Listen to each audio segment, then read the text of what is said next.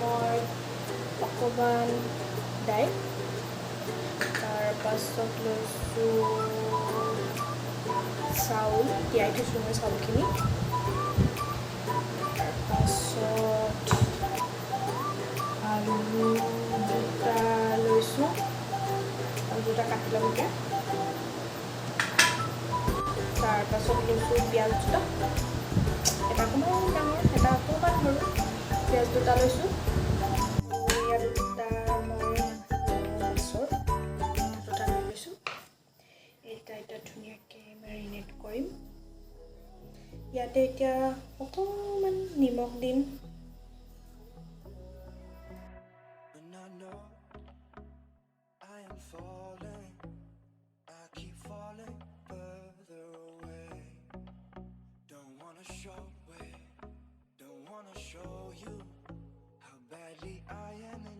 এতিয়া লৈছোঁ পিঁয়াজকেইটা কাটি লওঁ।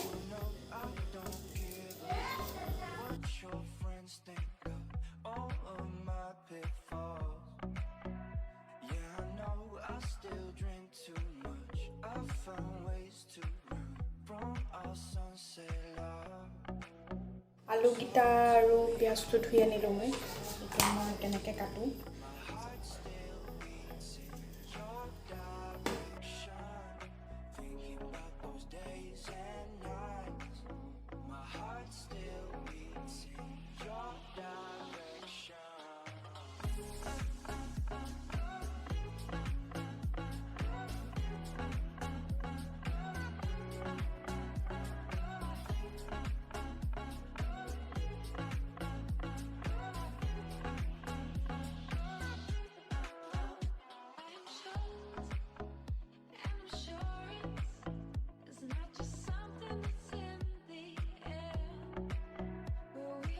ইয়াত এতিয়া মই কেৰাহীখন দি দিলোঁ, ইয়াত এতিয়া তেল দি দিছোঁ। ইয়াত এতিয়া মই মাছখিনি ভজাৰ আগত আলুখিনি ফ্ৰাই কৰি ল'ম।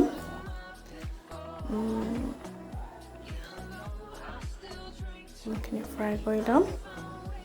ইয়াত এতিয়া অকণমান নিমখ দি দিম, পাতলাকৈ ফ্ৰাই কৰি ল'ম।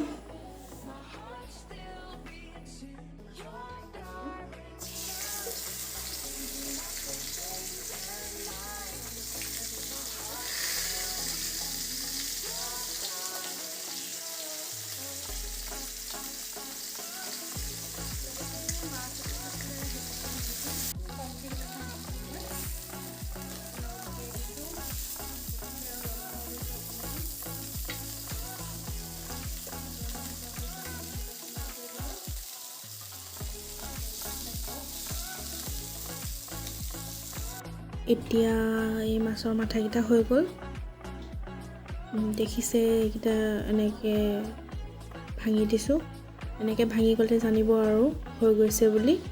এইকেইটা মই এতিয়া নমাই ল'ম।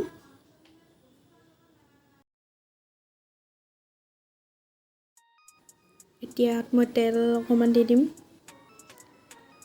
2 চামুচ তেল দি দিছোঁ। এতিয়া 1 চামুচ পাঁচফোৰণ দি দিছোঁ, তাৰপিছত দি দিছোঁ তেজপাত, তাৰপাছত আপোনাৰ শুকান জলকীয়া। এইখিনিতে অকণমান ৰঙচুৱা হোৱালৈকে ভাজিব। মই দি দিছোঁ পিঁয়াজখিনি অকণমান ৰঙচুৱা হোৱালৈকে ভাজিব,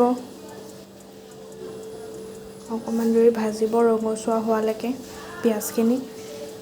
মই জলকীয়া দি দিছোঁ 4টা কেঁচা জলকীয়া। এয়া চব পিঁয়াজখিনি ৰঙচুৱা হ'বলৈ ধৰিছে। পিঁয়াজখিনি আপোনালোকে গেছৰ ফ্লেমটো একদম কমত ৰাখিব, নহ'লে জ্বলি যাব। এয়া দি দিলোঁ আপোনাৰ 1 চামুচ নিমখ আৰু অকণমান এয়া দি দিলোঁ হালধি আৰু এয়া দি দিলোঁ জিৰা।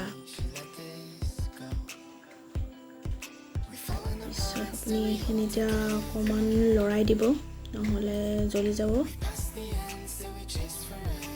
মই আপোনাৰ ইয়াত জলকীয়া গুড়ি ইউজ কৰা নাই, কাৰণ মই কেঁচা জলকীয়া দিছোঁ, শুকান জলকীয়াও দিছোঁ, সেইকাৰণে মই জলকীয়া গুড়ি ইউজ কৰা নাই।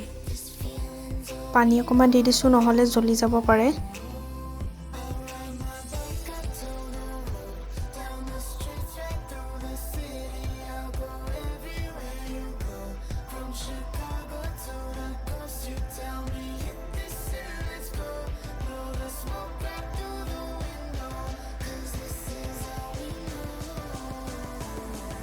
অকণমান নহৰু দি দিছোঁ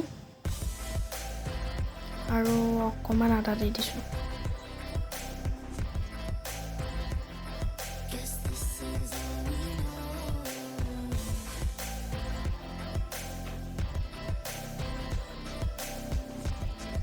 এতিয়া আৰু অকণমান পানী দি দিছোঁ।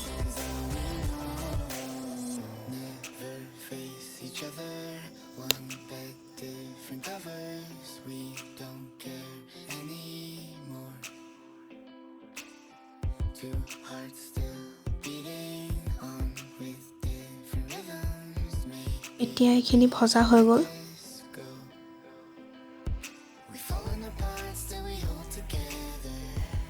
ইয়াত এতিয়া চাউলখিনি দি দিম।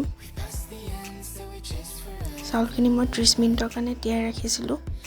একদম ল' ফ্লেমত দি ভাজিব, নহ'লে জ্বলি যাব পাৰে।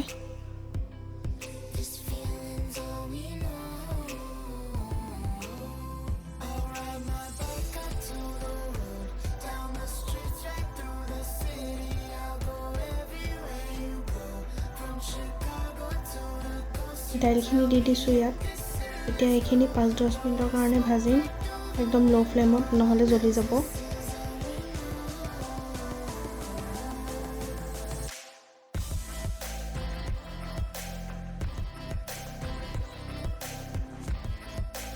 এতিয়া মোৰ এইখিনি ভজা হৈ গ'ল।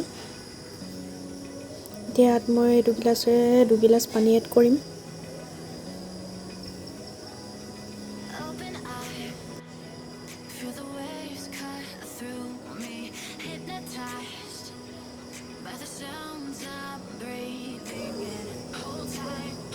এতিয়া ইয়াত মই আলুখিনি এড কৰিম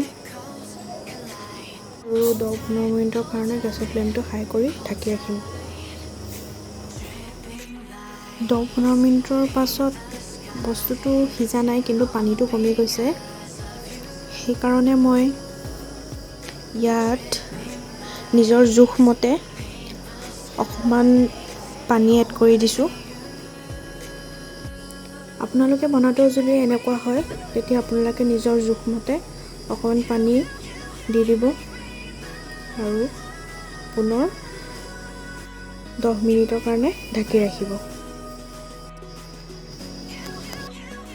10 মিনিট হৈ গ'ল। দেখিছে ধুনীয়াকৈ সিজি গৈছে। ইয়াত এতিয়া মই মাছৰ মাথাকেইটা এড কৰি দিম।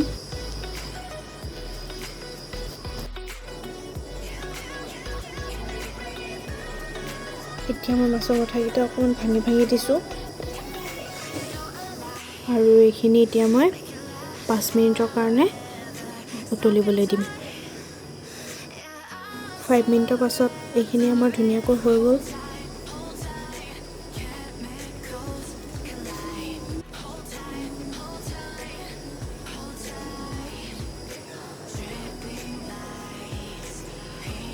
ইয়াত এতিয়া মই অন্নপূৰ্ণা ঘি অকণমান এড কৰি দিছোঁ।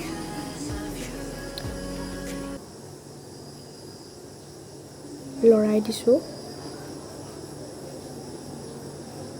আৰু এইখিনি এতিয়া মই 5 মিনিটৰ কাৰণে ঢাকি ৰাখিম। তাৰপিছত আপোনালোকক ধুনীয়াকৈ ছাৰ্ভ কৰি দেখাম। ইমান ধুনীয়া লাগিছে, দেখিবলৈ যিমান ধুনীয়া লাগিছে, খাবলৈ সিমানেই টেষ্টি হৈছে। আপোনালোকে এনেকৈ বনাই খাই চাবচোন। আৰু যদি ভিডিঅ'টো ভাল লাগিলে লাইক, শ্বেয়াৰ, কমেণ্ট, ছাবস্ক্ৰাইব কৰিবলৈ নাপাহৰিব।